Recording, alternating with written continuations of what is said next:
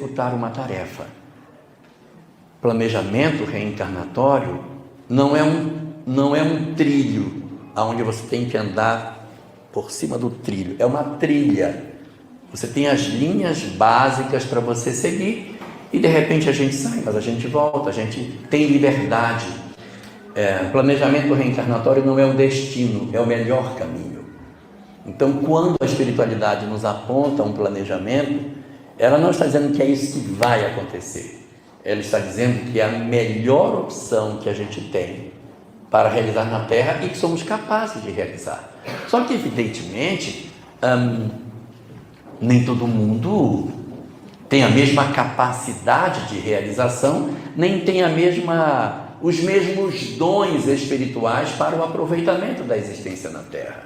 Existem almas que são mais comprometidas, almas que são menos comprometidas, de tal maneira que, se a gente for fazer uma análise do que está disposto na obra doutrinária, a gente pode identificar na literatura espírita, basicamente, 6 tipos de processos reencarnatórios.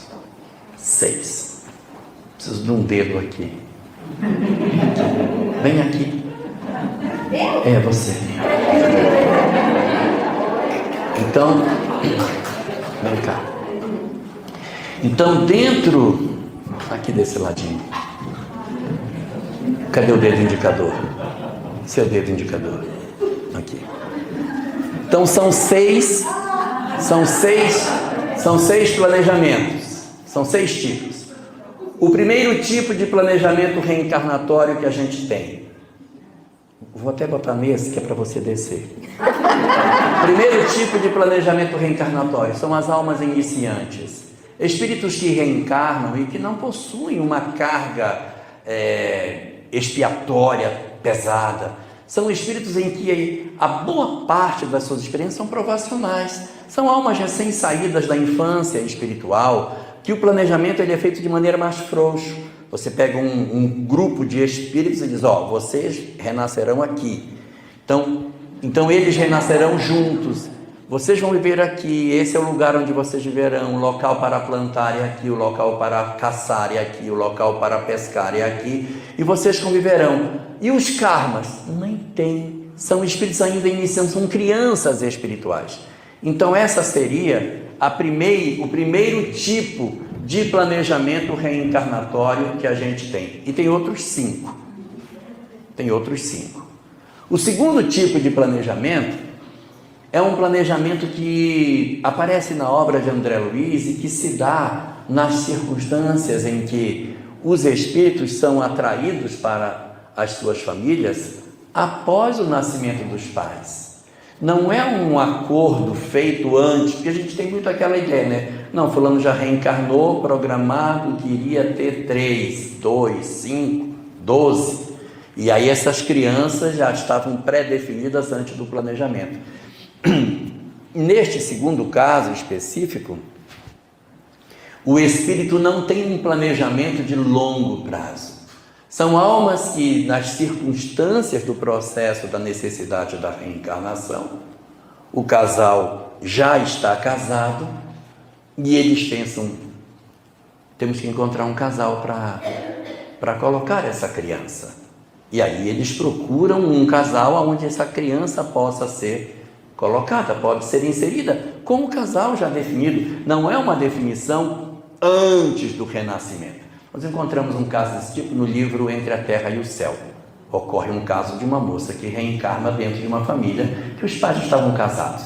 E no livro Memórias de um Suicida também acontecem 2 ocorrências dessas, em que eles trazem um casal da ilha de São Martim e também uma moça do Nordeste brasileiro para apresentar aos 3, o casal e a moça, entidades que seriam ex-suicidas que precisariam reencarnar e fazem um trabalho de convencimento para que eles admitam aquelas crianças que certamente terão algumas sequelas na condição de filhos. Então, são circunstâncias nas quais o espírito vem dentro dessa condição, ou seja, o nascimento já é definido depois do renascimento posto.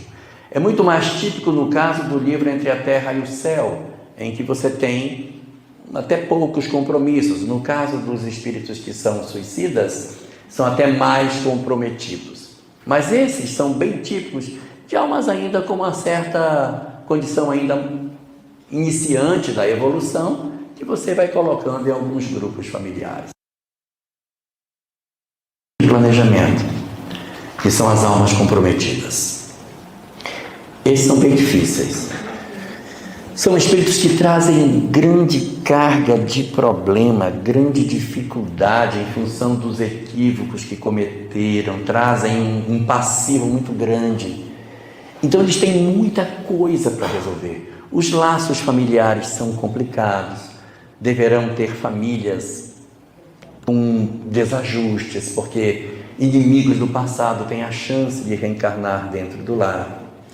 Podem trazer sequelas orgânicas em que eles renascem com algum tipo de anomalia, dificuldade, mau funcionamento de algum órgão, às vezes uma má formação congênita. Então, todos esses estão contidos nesse terceiro tipo de processo reencarnatório, que seria das almas comprometidas. Eles até pouco decidem sobre as suas encarnações. Os mentores é quem, na verdade, dão as regras básicas. Eles ainda opinam uma coisa aqui, uma coisa ali, mas muito pouco, porque o comprometimento que eles têm em função da extensão dos equívocos é muito grande. Então são espíritos que renascem dentro de um mecanismo da lei de causa e efeito que muitas vezes trazem dramas muito dolorosos para nós. Então esses seriam, de certa forma, os casos contidos nesse terceiro tipo. No primeiro tipo, as almas iniciantes, crianças espirituais. No segundo tipo, a gente tem essas almas mais singelas, que não têm graves compromissos. Depois nós temos esses das almas bem comprometidas. E daí a gente tem um quarto tipo de processo reencarnatório, que aparece muito na obra de André Luiz, principalmente no Nosso Lar, ela é bem citada. E depois a gente vai encontrar isso de maneira bastante efetiva no livro Memórias de um Suicida de Dona Ivone do Amaral Pereira. São as reencarnações compulsórias. As reencarnações compulsórias, elas diferem das reencarnações das almas comprometidas. Porque nas reencarnações das almas comprometidas ainda existe um diálogo, ainda se conversa com o reencarnante. Às vezes ele até diz, mas eu não queria para um local assim diferente, estou cansado da Europa. Me dá o Brasil. E aí o espírito fica pensando, né? Brasil, carnaval, praia. E aí o mentor diz, ok, Brasil. Chega a dar um alívio, né? Você vai para Porto Velho. Aí você vai lá para Porto Velho, longe da praia, um calor, no meio da Amazônia. Você vai morar na minha cidade. Então, no espírito que tem o comprometimento grande, terceiro tipo que a gente estava falando, ainda existe um certo diálogo, uma certa negociação. No quarto tipo das reencarnações compulsórias, Gorete, não há diálogo, não há negociação. O espírito que reencarna, ele está numa condição tal em que ele não tem condição de decidir. Aí alguém vai dizer, mas o cara não tem que decidir para vir, como é que vem sem decidir? Cadê o livre-arbítrio? Não tem que ter livre-arbítrio para vir?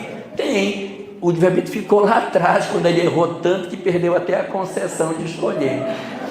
Quem é que vem nessa condição de espírito na condição compulsória?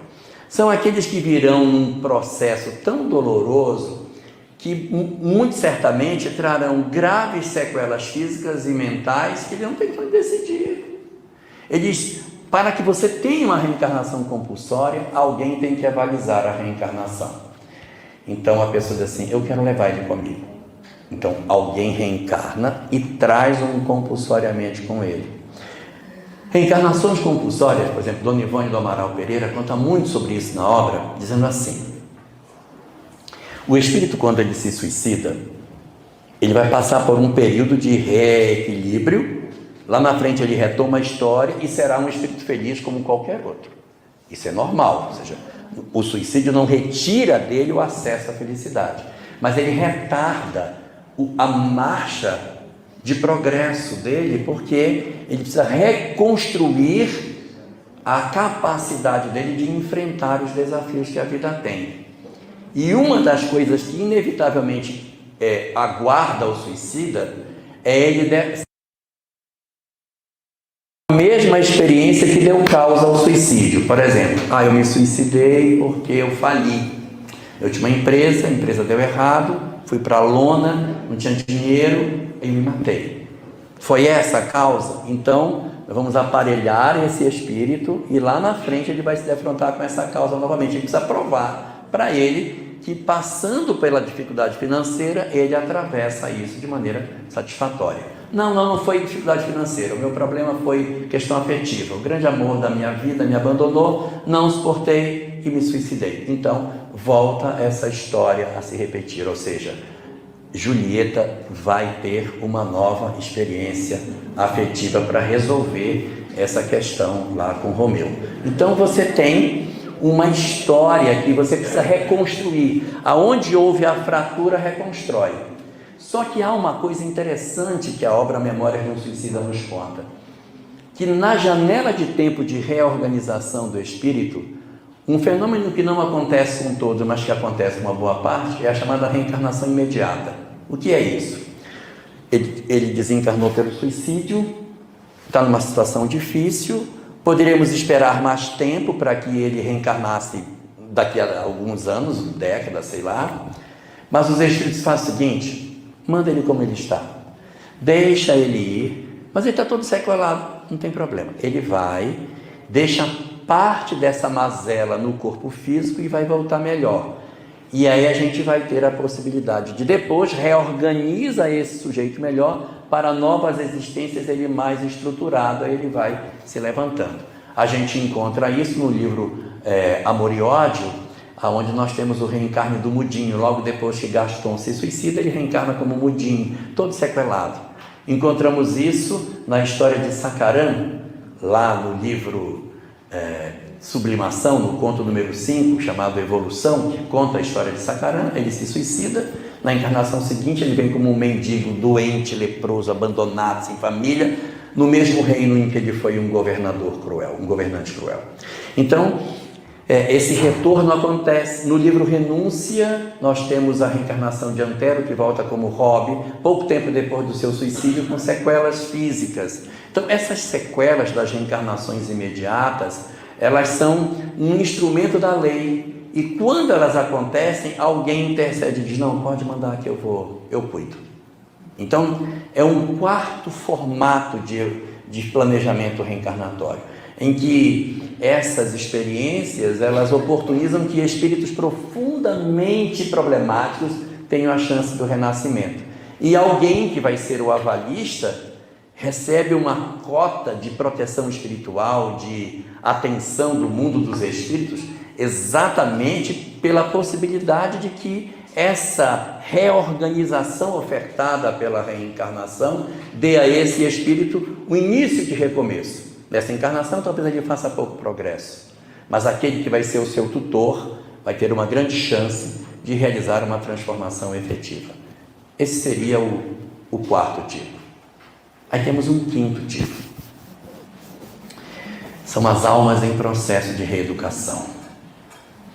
Não são espíritos sublimados, são almas cheias de mazelas, trazem graves equívocos do passado, se comprometeram. Mas esses não eram as almas comprometidas. Mas existe uma diferença. As almas comprometidas, elas tropeçaram, mas elas ainda não estão tão dispostas a mudar.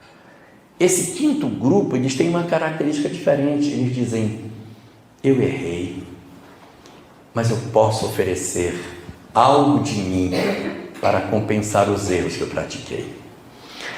Esses espíritos que vêm nesta condição, André Luiz trata na sua obra, chamando esses companheiros como sendo aqueles que possuem encarnações de interesse coletivo. As encarnações deles não são de interesse individual. Uma encarnação de interesse individual é aquela na qual eu vivo E a minha história de vida só serve para mim mesmo e para alguns pouquinhos que vivem ao meu derredor. Essa é uma encarnação de interesse individual. Uma encarnação de interesse coletivo é aquela encarnação na qual eu reencarno, eu tenho débitos, mas eu posso prestar um excelente serviço para a comunidade. Então eu tenho, de um lado, sombra e de um outro lado, de sombra e luz, faz com que a gente perceba essa característica extraordinária do Criador, que é Ele ser justo e bom a um só tempo. A gente tem dificuldade de enxergar, Deus é justo, Deus é bom, como é que é? A reencarnação é o melhor instrumento para provar que Deus é justo e bom. Porque quando a gente pensa que a reencarnação é justiça, a gente enxerga a misericórdia. Quando a gente pensa que ela é só misericórdia, a gente vê a justiça trançada com a misericórdia, como se fosse as duas hélices do DNA ali, trançadas uma com a outra, a justiça e a misericórdia correndo dentro de nós, que é essa estrutura que compõe o mecanismo da lei de causa e efeito. Então, esse quinto tipo de processo reencarnatório são os chamados espíritos que estão em processo de reeducação. Eles poderiam vir bem pior do que eles estão. Poderiam vir com uma sequela física. Alguém poderia dizer assim, mas como se comprometeu demais. Era uma pessoa que falou muito, conspirou muito, criou muita intriga, usou da sua habilidade para seduzir pessoas, para corromper pessoas, usou da sua fala para arrastar multidões para o erro. Tinha que nascer com uma sequela grave na fala. Não, mas pode ser útil, de repente, fazendo palestra, né?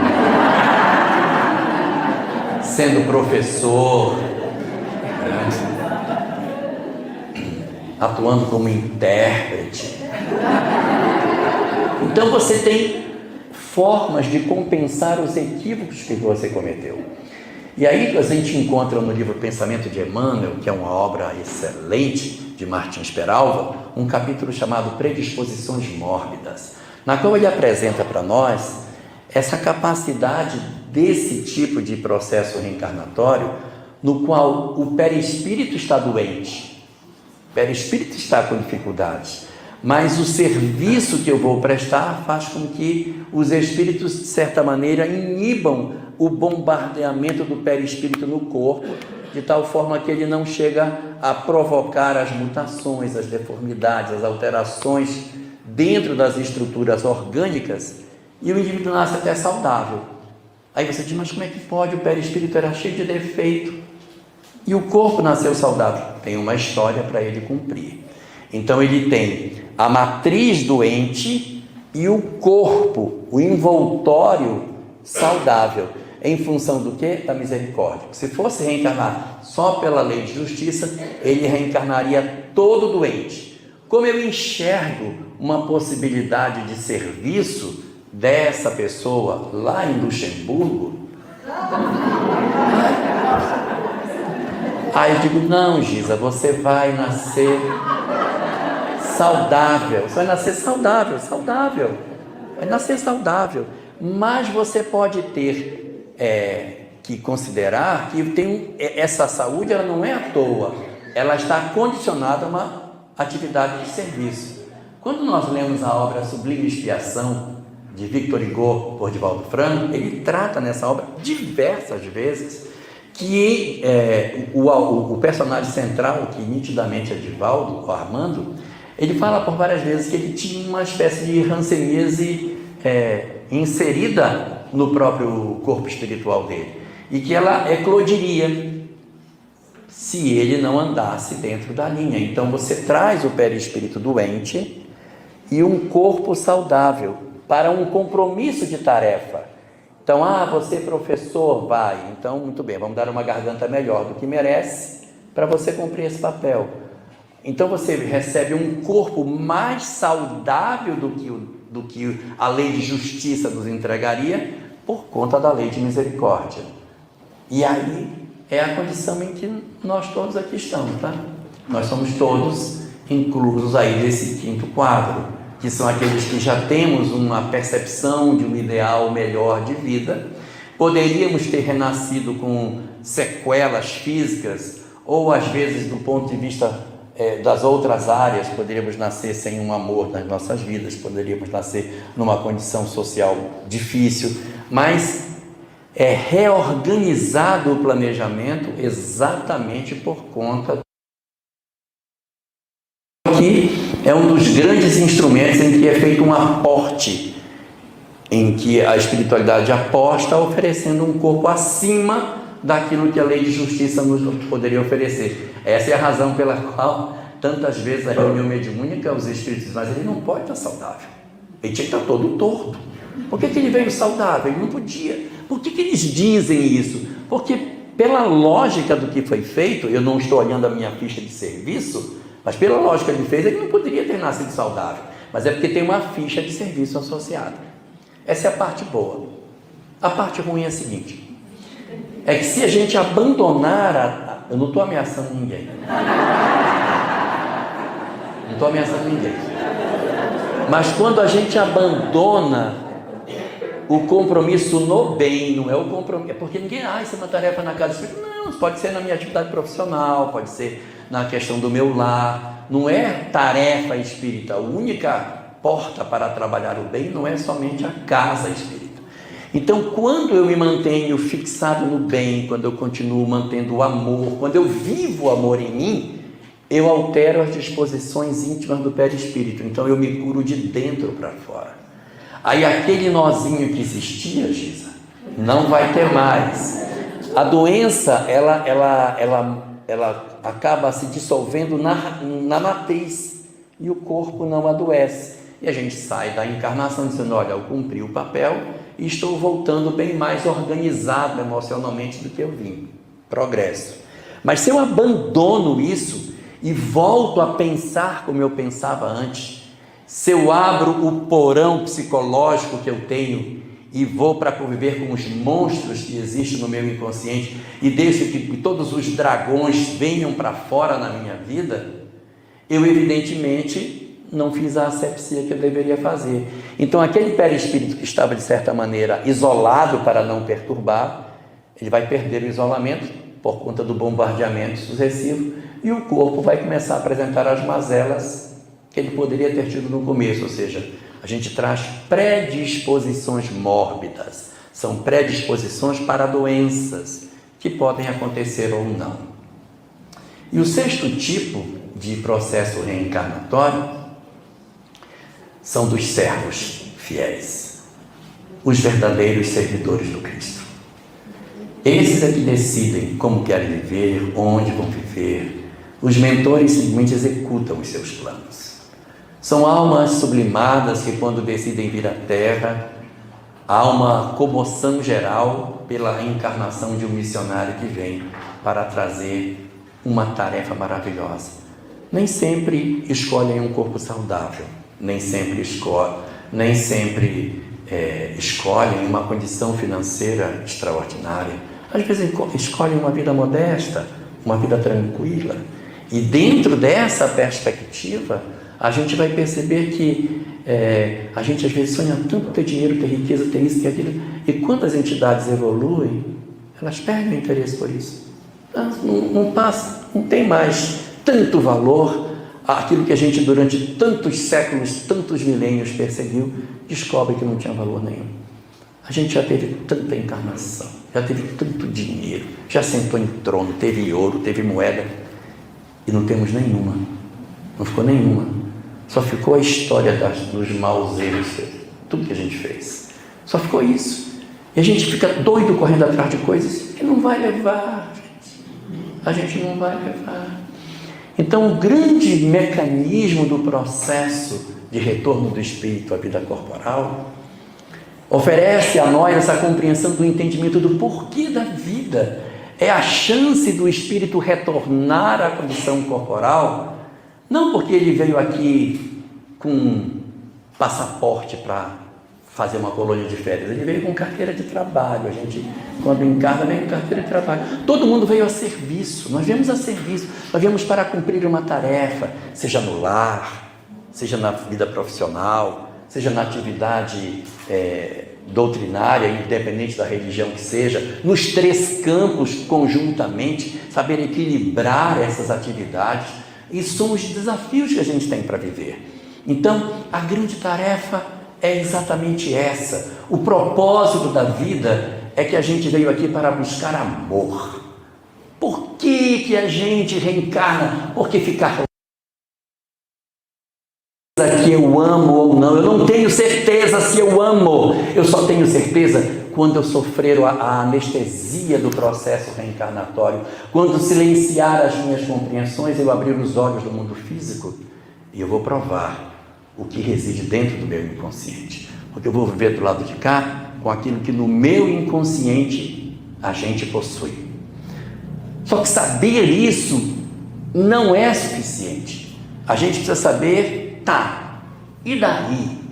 Já que eu sei tudo isso, como devo viver para que eu consiga aproveitar essas oportunidades?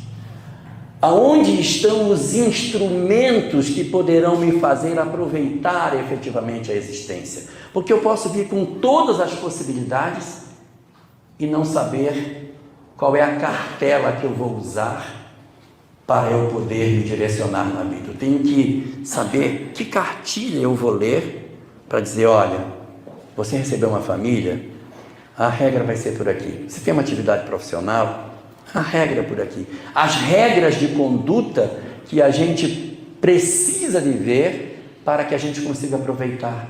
Não basta, como colocou o Alexander, apenas saber que somos espíritos.